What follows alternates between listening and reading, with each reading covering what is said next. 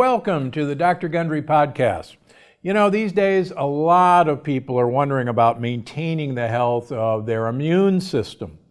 And if you've been listening to my special episodes on the coronavirus, then you probably heard me talk about the importance of your gut microbiome. But one thing I didn't talk about is the importance of the bacteria living in your mouth. That's right. Healthy dental hygiene can actually play a huge role in the health of your immune system. And my guest today is going to tell you all about it. Nadine Artemis is the author of Renegade Beauty and Holistic Dental Care, the complete guide to healthy teeth and gums. On today's episode, she and I are going to discuss what to look for in your toothpaste, how to floss properly, and how taking care of your teeth can help keep your immune system strong. Perfect for this time of the year and really going forward. Nadine, it's great to have you on the show. Thank you. I'm so happy to be here. Okay, so here's a big question that everybody who's just tuned in is going, what does our oral health have to do with the health of the rest of our body? Come on, Nadine. Well, as I'm sure we all know, the mouth is a principal portal into the body, and it helps us assimilate our world. It's a portal, though, where everything's at play. And as I know you've educated everybody so well on the gut microbiome, what we also need to know is that there's an oral microbiome. And the two microbiomes, the oral and the digestive, the gut microbiome, are inextricably bound. And, you know, to have a healthy gut is to have a healthy mouth, and vice versa. So we really want to understand how, you know, that first sort of port of entry into our body is a part of our immune system, and how just some really simple switches to what we're doing daily can really boost the health of our mouth. So, you know, there's also been a lot of talk about the connection between mouth health and brain health. I guess the mouth is right next to the brain, right? Yeah, it's right next to the brain. And of course, it's also connected with, you know, through the lymphatic system, through the vagus nerve, which is sort of a super highway for the microbiome communication and all of that. But yes, definitely our mouths are so closely connected to the brain. One of the main things is that, you know, just like we have leaky guts, where through, you know, eating poor diet or sort of these chemical irritants that we happen to eat, or lectins or gluten, how that can create microscopic perforations in the gut lining. The same thing can happen to our mouths. And so bleeding, receding gums is basically like having a leaky gum. And so the bacteria in our mouths, and we want a balance of bacteria in our mouths, but the ones that can cause dental decay, or things like strep, or toxins from our mercury fillings, or sodium lauryl sulfate from the sudsy chemicals that we're using to clean our teeth every day, all of that can enter into the bloodstream, which of course affects brain health, gut health. And once that is being released into the bloodstream, then we know there's sort of like different inflammatory responses, like, you know, the release of cytokines or C-reactive proteins. So that's, you know, takes us back to, we really need to, you know, have a calm oral environment, not have the bleeding gums, and take care of the mouth. So so many people through commercials have been convinced that, you know, you've got to kill 99.9% of all germs in the mouth. And I think you would be the first to say, and I would second you, that that's probably the last thing you actually want to do. Completely. I think that really comes out of, you know, a different time, sort of really around the 1940s.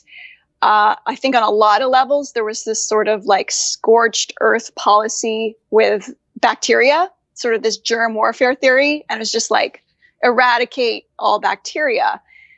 But we're in a totally different time now, and we really understand about the whole microbiome. And what we now know is that we're really just sort of these human hosts that are, you know, host to a whole bunch of bacteria. And bacteria are so essential to us functioning. It helps our endocrine system, our immune system, our digestive system. So now we know that there's good bacteria that we need to function. And so there's always going to be a balance in our mouths in particular. So, it's a really interesting thing when we think about like strep, which is a bacteria that causes cavities, and it is in most people's mouths. But like looking at like, well, why is it causing cavities for some, or a different immune response? And what we now know is that when it's missing its sort of bacterial buddies, these sort of more ancestral bacteria, having a wide diversity of bacteria is actually what keeps the more pathogenic bacteria in check. And so that's why we can't eradicate all the bacteria, but we want to have a balance, and we want to kind of step back and allow the good bacteria to do its job. Okay, so that sounds great. How the heck do we let the good bacteria do their job to keep the bad bacteria in check? That's a great question. All right, yeah. Take us through it. How does... Well, first of all, what we kind of are doing generally is not keeping that balance. So from some of the dental procedures like root canals or mercury fillings, or just the stuff where, if we walk down that sort of dental aisle and we see all these choices of toothpaste and mouthwashes, really the majority of those are going to be throwing the bacteria off. Maybe it's high in alcohol or triclosan, and that's going to mutate the good microbes. And so I like to think of something called stop, seal, and seed. So first we want to kind of stop some of those practices. Then we want to seal. We want to heal and seal, like, healing and sealing the guts, looking at the way that you recommend your diet, for example. That's going to affect the mouth. And then we want to seal and heal the gums by not having bleeding gums every time we're flossing or brushing. And then it's about reseeding, which can, be done through diet or through, swishing with probiotics and that kind of thing. So if we go back to that, like stopping would be, not using toothpaste with triclosan, for example, making, also not brushing with like chlorinated water, because that's going to throw the microbiome off as well. And then really looking at your toothpaste and what you're using daily, because it's probably got some kind of gum irritant in there. So you want to stop those kind of practices. And then to seal, you want to be switching. So the simplest thing to do right now is to not use, generally speaking, those commercial products, which really come with so many things that are going to mess with the mouth's microbiome, and just use, if everybody did that and then just switch to baking soda, that would be radical and amazing, because then we'd get that little bit of alkalinity for the mouth, which is going to help the bacteria. It's going to help activate the saliva to do its job. And it's going to be great for, scrubbing. It helps with whiteness. So like so baking soda, sea salt, these are all simple ingredients that we have, in our homes. And those are 1,000 times better than using a commercial toothpaste. So are there, okay, and the baking soda trick is, well known. So come on, I want a commercial toothpaste. I just like to squeeze it out of a tube. Are there any that are safe? I know I have my opinions that I've talked about, but let's hear it from an expert. Well, I say there's a lot, we have to sort of go ingredient by ingredient, but even if you go to the health food store, for example, and buy from that arena, you've still got things like, which seem harmless, but glycerin, for example, that's going to coat the teeth in a way that doesn't get rinsed when, just from rinsing, and it's going to coat it. And then the saliva is not going to be able to do its job to get to those teeth and to give it the minerals it needs. And also in the health food store, there's still even a lot of toothpaste that are more natural, and they have sodium lauryl sulfate in them as well. I do make a whole line of dental care products, which of course I think are good, where we've got dental serums and stuff. And the other thing we add to our dental care are what I like to think of as botanical biotics, which is using different botanical extracts and essential oils, which is what's so fascinating now that we're in the modern times, is we have science to sort of back up why humanity has been using a wide variety of ingredients for thousands of years. So ingredients like tea tree, which, like tea tree or cardamom, frankincense, mastic, cinnamon, clove, cardamom, all of these herbs and plants have really historically been used for oral care forever. And now what we know with modern science is that these ingredients are actually quorum sensing inhibitors. So that's just a fancy term. It's called QSI. What that means is that these ingredients, these plants, are able to stop the quorum sensing of pathogens. And when pathogens are quorum sensing, that means they're gaining traction in numbers and starting to communicate and express their genes and gain strength in numbers. And what these essential oils and plants can do is just break up that pathogenic party, and they're able to clean up the mouth, eradicate the pathogens, but not disturb the beneficial bacteria. So we've got some. So when you combine that with like baking soda or something, then you're really. Yeah. So let me stop you on quorum sensing, because a lot of my viewers and listeners going, quorum sensing? What the heck is quorum sensing? And quorum sensing, I like to say, back in the good old days, you could have a rave party where you'd text 100 people and say, we're going to meet at such and such, and have a DJ, and you would quorum sense how many people were going to be there, and when you had enough people, you'd have a great party. And what you're trying to tell me is that these little one-celled organisms actually can sense when they have enough other organisms to have a party in your mouth. Is that what you're trying to convince us? That's what I'm trying to say. Exactly. I love your analogy. Yeah, you're absolutely right. And us, smart humans just can't imagine that these little, single-celled organisms could talk to each other and sense their presence. So when this quorum gets together, is that what is forming biofilms? Exactly. Okay, so help our listeners, what the heck is a biofilm? Is that some biography that's on film, or what is it? Well, that's when things kind of get more organized and more, it's like a plaque, it's like gone beyond just sort of a normal plaque on your tooth. It's just more organized, more thick, and then they're protecting a whole little colony of bacteria in there. And these biofilms, can then also go into other parts of the body, and can, even if it can end up in lungs or the brain, or like all different parts depending on your constitution. But the main thing is that these biofilms, we want to be able to bust them up. And so often medicine's looking at antibiotics and stuff to do the job. But because of various things, including the overuse of antibiotics, they're less effective now at busting up those biofilms. And some of them just weren't able to do it anyway. So the cool thing about using the botanicals is that they're able to, break through the biofilms in a way that antibiotics can't. And also at the same time, we're not getting the same side effects that could occur with antibiotic use. Yeah. All right. So when I go, to my wonderful dentist and dental hygienist, and I've got some, plaque and tartar, is that a biofilm that they're scraping away, or the product of a biofilm? What's going on?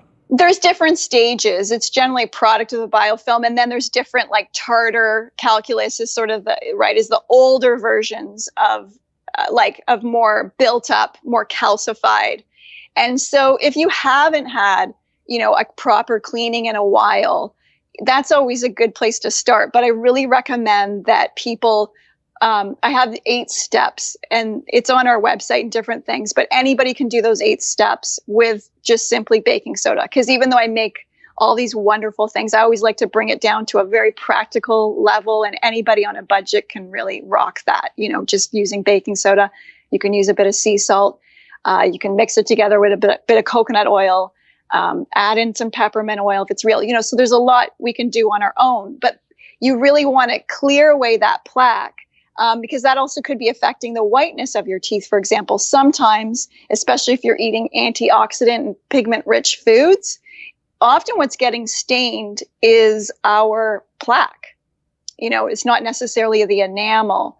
And so sometimes you need that really cleared away and start fresh. But if you follow the 8 steps before your appointment, your gums and teeth will be in a much better shape. And then, hopefully you'll have a more successful and less expensive visit, because you really want to get the mouth in order.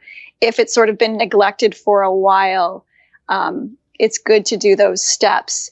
And what's also, just because people often ask about whiteness, what's really neat about that is obviously what's generally commercially available is weakening the enamel.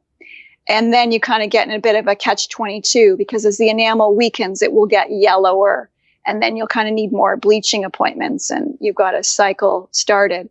Whiteness of the teeth actually comes from within. Enamel's sort of like a transparent glass. And so it's really the health of the tooth reflecting outwards. So it's really about having a healthy inner pulp chamber, eating a diet that's really, healthy, rich in fat-soluble vitamins of K2 and D3. And when you're eating that way, then the teeth will be whiter. Of course, unless you have this sort of superficial layer of plaque that's getting discolored with pigment-rich foods. So that's just a good tip to know about whiteness. And baking soda really does the job. And then once or twice a month, you can use 3% diluted hydrogen peroxide with baking soda to get things a little bit whiter. So, all right, now wait a minute. Everybody's listening saying, but I got to have fluoride in my toothpaste, because everybody knows I can't have good enamel and prevent cavities without fluoride. What say you? I say that there's so many side effects from fluoride that I don't think you want to be using fluoride. If you look at different fluoride research, from it lowering IQ from a Harvard study, it shows that it did lower the IQ of children. Generally, what it does is it makes skin brittle and bones soft, because there's a core mechanism where it's working with or affecting the enzyme systems of our body. So it does the opposite of what we want. And the research and the photos I've seen from overuse of fluoride is really not so great. I do have a little segment about that in my book, but the side effects are crazy from fluoride. But it's in our water supply, so it must be good for me. That's there's a lot of those arguments, but there's a lot of research to do, but it just doesn't seem like it's an ideal thing for our bones. And, I do recommend, if people are able, to drink, filtered water and actually, remove the fluoride and chlorine, because it does affect, from our thyroid, it affects our thyroid, it affects our microbiome. It's just not a chemical we want in our bodies. Good point. So as you're well aware, everybody is thinking about our immune system. So what does dental health have to do with our immune system? Yeah, that's a very important question these days. So it's sort of our first line of defense. And if we keep a great oral microbiome, that's also going to help our gut microbiome. And we also know that really, the health of our guts is also sort of our first line of defense for our immune system. And so whatever's not healthy, we're swallowing that and putting it into the bloodstream. So that's where we want to, definitely seal those leaky guts. We don't want to be ingesting chemicals every day just in the name of brushing our teeth, because all of that's going into the immune system and just sort of lowering it each time. So we want to break free of the things that are affecting our microbiome, because a healthy microbiome is a healthy immune system. And that's why we want to stop those other practices, so that we're having good digestion, that we're swallowing, that we're not putting toxins into our bloodstream. So where does flossing fall into this? Are you a flosser? I do. It just reminded me, like, it's so interesting with the internet and information these days, because you can literally find like both sides of the argument on everything. So we're kind of in the same position. So there are dentists out there that don't recommend flossing. and there are ones that do. Personally, I think it's a great thing to do. And the cardiologist, Dr. Sinatra, even says that flossing could add 7 years to your life because of the removal of the dental plaques that you could be swallowing into your body. So I recommend flossing actually twice for the first bit. That's part of the 8 steps. And once you do it the second time around, you're going to know why you're doing it twice, because there's still stuff to remove. I also recommend, so I make these dental serums. And again, people could make those at home by using an effective oil like peppermint or tea tree, which is antiviral as well. And you can just put that along the floss. And then you start flossing with that antibacterial, antiviral, botanical biotic in there. And then that's getting in between the teeth and clearing out that plaque. Where we recommend the dental serums and stuff, because we've made them with lots of plants. So people have experienced bleeding gums stopping in 24 to 48 hours for some people if they've already got other good protocols in place. So things can really turn around fast because the epithelium in the mouth, so that's the skin inside the mouth, is only 1 cell thick. So on one level, it's an Achilles heel because it's so vulnerable and it's easy for things to enter the bloodstream. And on another side of the coin, it's also what can allow our mouths to heal so quickly because it is only 1 cell thick. So once we sort of get on the right track, things can really turn around in the mouth quite quickly. And it really is important to, know what's going on in your mouth, not be afraid to go back there, because it really could be, the start of sort of something that's pulling your health down, or it could, an autoimmune issue could also just have something to do with your mouth. So it's definitely something you want to attend to and be aware of, and not just like keep brushing and, hoping for the best. Yeah, I'm glad you brought that up. Back in, I think, 2008, I presented a paper at the American Heart Association that's published in Circulation, taking a large number of my patients and putting them on a protocol. We looked at their C-reactive protein, HSCRP, which is a good baseline marker of inflammation. And we actually made them floss every other day for 6 months. Now, why did we choose every other day? Because quite frankly, I hate to floss. My wife flosses twice a day. She's a wonderful nut. I hated it, but I found that I could bring myself to floss every other day. So I designed the study around me. And we found that people who flossed every other day took their elevated CRP and made it normal for basically the first time that we had seen. Wow. And that people who flossed more than every other day, every day, or even twice a day, lowered their CRP further. And why that's important is I absolutely agree with you that the mouth is one of the really unrecognized sources of, believe it or not, coronary artery disease. And there are a number of us who feel that one of the causes of coronary artery disease is bacteria from the mouth actually building biofilms on the coronary arteries.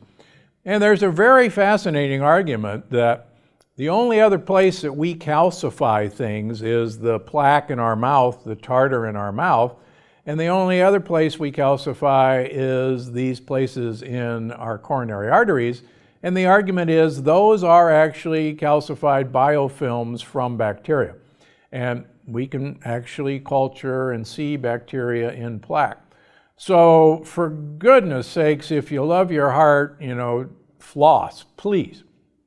So That's amazing. Just even that. So even if we reduce our C-reactive proteins, that's such a boost to the immune system. Correct. So I'm fascinated that every other day, such a small gesture making a difference to the C-reactive proteins is incredible. Yeah. So again, I designed it as I do a lot of my experiments on myself.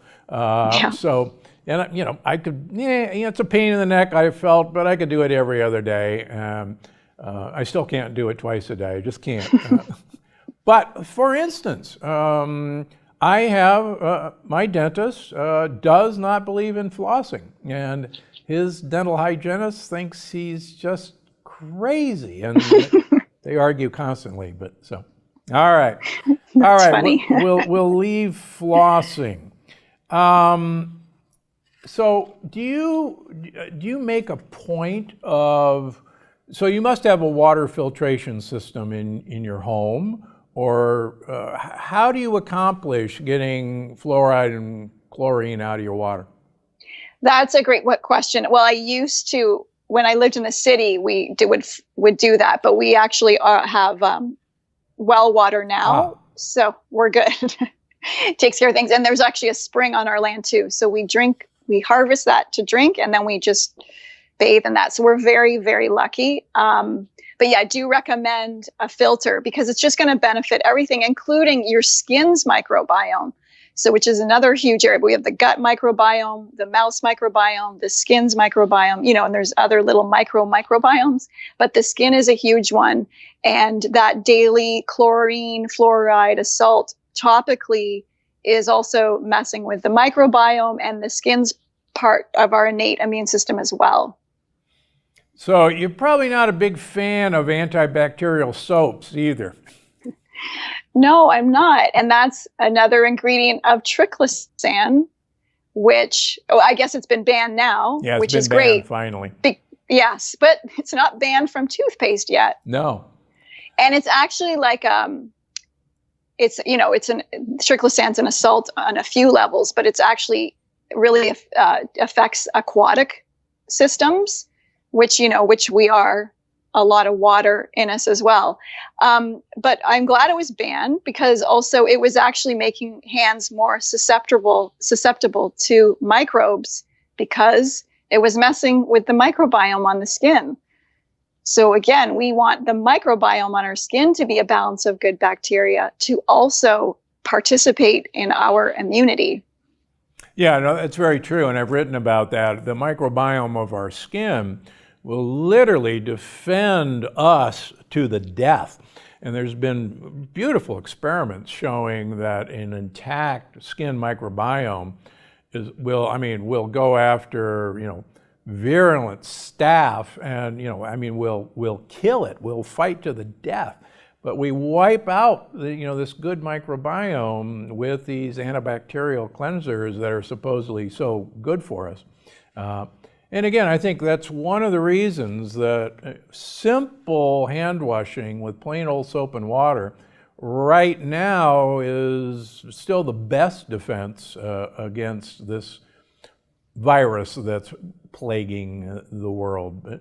Yeah, it's so simple. Like the soap molecule will literally, through these little amphifiles, will literally go break the coating of the virus. The coating's not that thick, and it will get washed down the drain. So and again, obviously I love the more natural soap, but it doesn't matter if it's a olive oil bar soap, a goat soap, or whatever you're going to pick up at the supermarket. Like soap works, and it's very simple.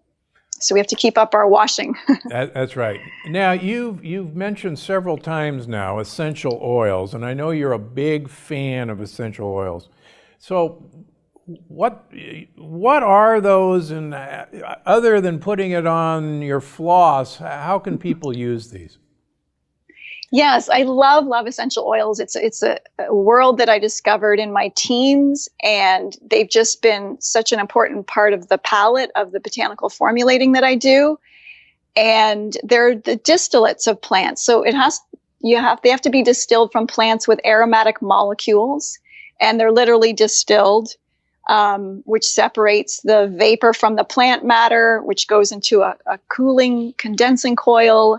So it goes from the plant matter to vapor and then back to these oil droplets. And they're called an essential oil, but they contain no fat. They're actually volatile, evaporative in nature. And they are amazing because they have these beautiful smells, and there's such a beautiful sort of ethereal luxury to them all. And at the same time, they're potent medicine.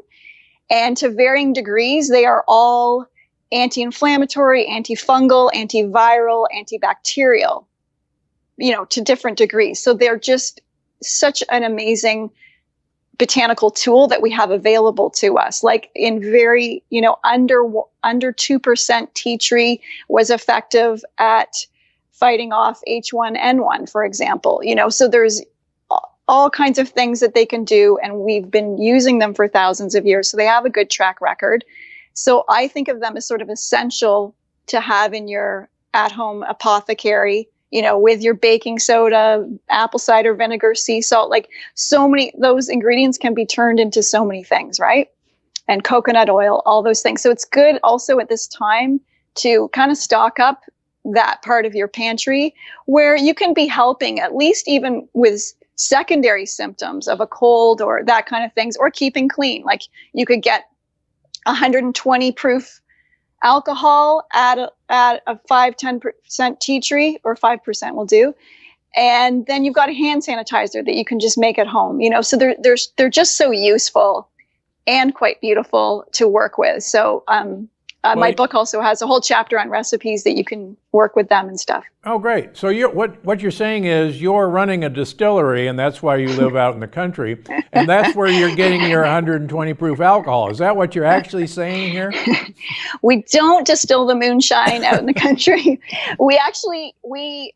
I've been working with different distillers for over 25 years, and they're all over the planet, and we meet each country, from Madagascar to France to Chile, like everywhere.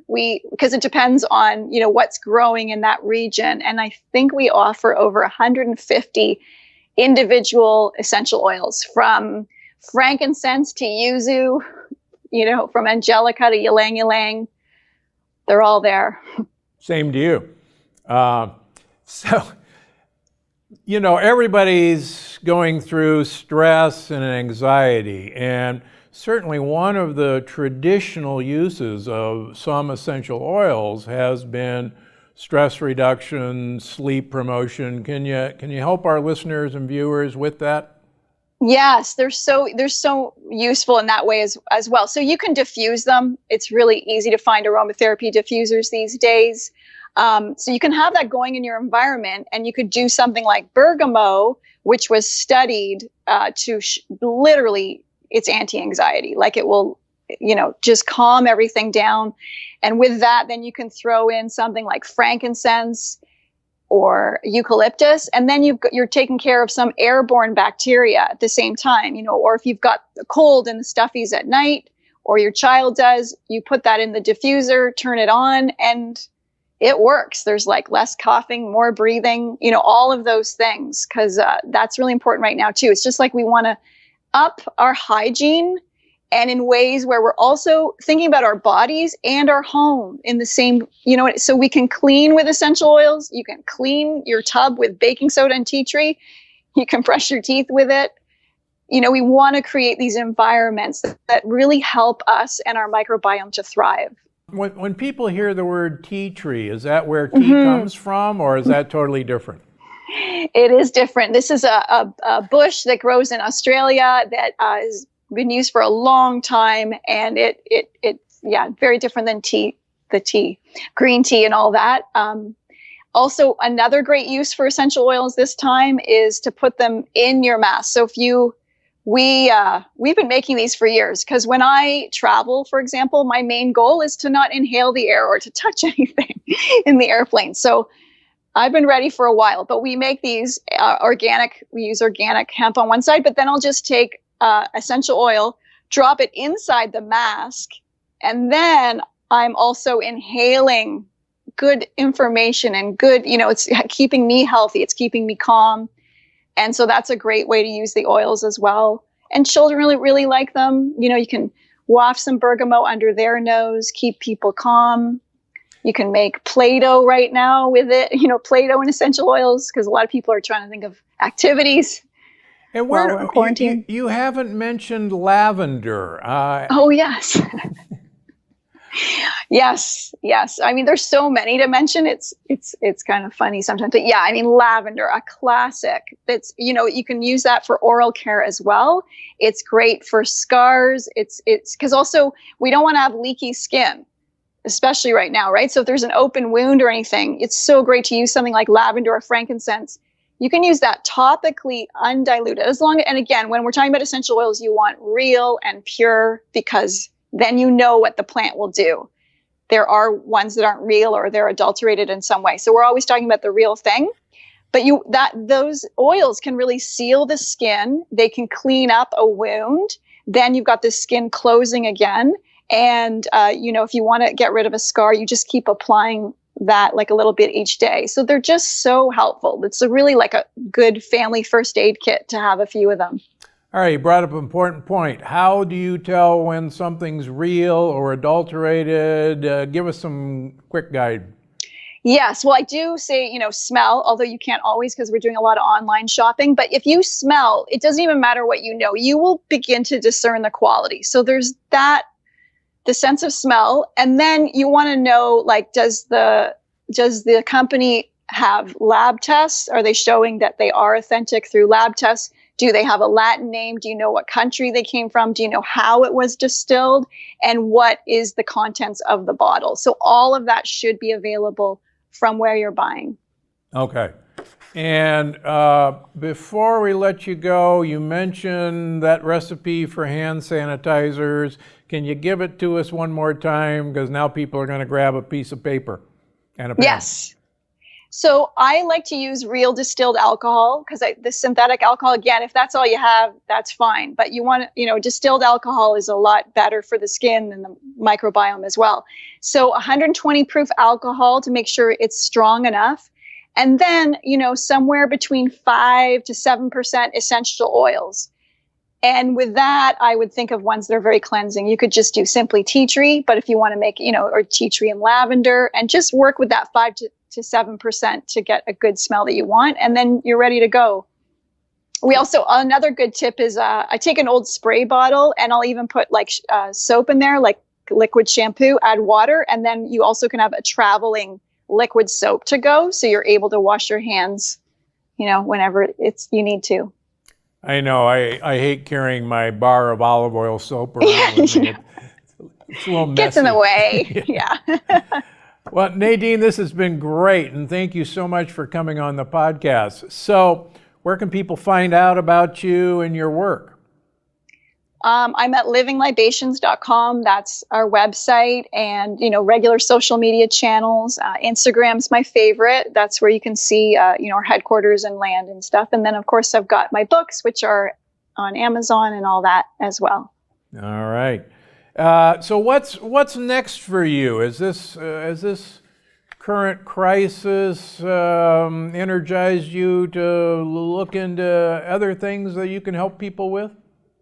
Well, I feel like interesting, like we really are already, what we do is so for these times. We already made hand sanitizers and we make soap and face masks, already part of our regular thing. And then we have this beautiful aromatic arsenal of ingredients. So we're really just focused on,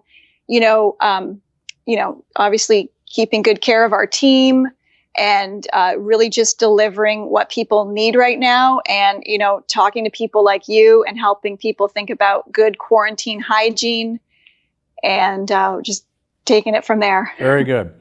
Okay, so it's time for our audience question. Larry on YouTube asks, is having 15 minutes of sunlight exposure to your arms and legs daily still a good baseline for the best production of vitamin D? And off camera, Nadine and I were talking about this, so I'm going to give you the first shot at this question. Okay.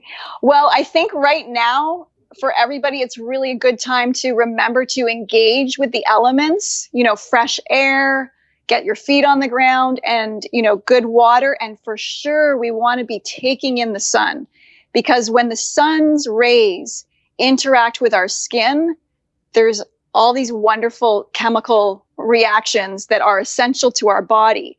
And the sun messages, information, and all that we get from the contact of sun on skin is different than taking a fat soluble vitamin D supplement. I'm so glad that we have those, but we also are creating other internal things like antimicrobial peptides when we get that skin in the sun and we start, filling up the thousands of vitamin D receptors all over our body.